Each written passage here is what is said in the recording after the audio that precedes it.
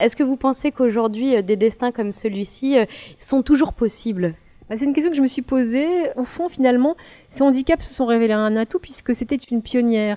Et au fond, elle est arrivée en Australie, puis ensuite elle a conquis l'Europe, après l'Amérique. À chaque fois, il fallait tout inventer. Aujourd'hui, il y a peu de choses qu'il faut inventer. C'est vrai que, bien sûr, qu'il y a beaucoup de droits pour les femmes à conquérir encore, mais il y a peu de choses à inventer. En tout cas, elle avait un esprit d'entreprise. Et du côté de l'entrepreneuriat, c'est vrai qu'il n'y a pas en France, en Europe en tout cas, et en Occident, pas tant de femmes entrepreneurs.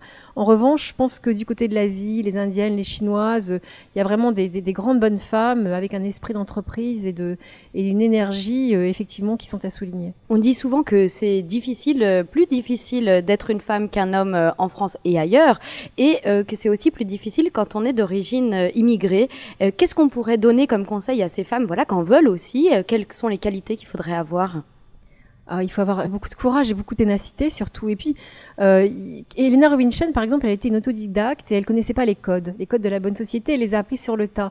Et c'est vrai que aujourd'hui, il y a bon, finalement les gens qui vivent en banlieue, au fond, ils ont, même quand ils ont fait des études et beaucoup sont brillants, ils ont ce qu'on peut appeler le périphérique intérieur, c'est-à-dire que c'est très compliqué d'arriver dans des milieux dont ils maîtrisent pas les codes, dont ils maîtrisent pas les secrets, et c'est ça qu'il faut acquérir, quoi, l'aisance et la faculté d'être à l'aise un peu partout.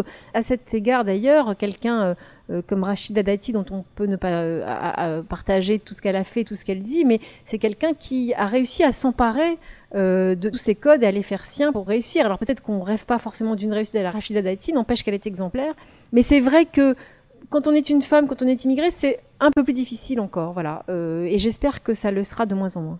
Ce que vous êtes en train de me dire, c'est qu'il y a des femmes qui se mettent des barrières elles-mêmes finalement et qu'il faut arriver à les dépasser. Des femmes qui se mettent des barrières elles-mêmes, ça c'est vrai, ça existe. Des femmes à qui on met des barrières. Je veux dire qu'on est aussi, encore malheureusement dans une société extrêmement misogyne, où on a beau avancer, on a beaucoup avancé en 50 ans, et le chemin qui a été parcouru est énorme.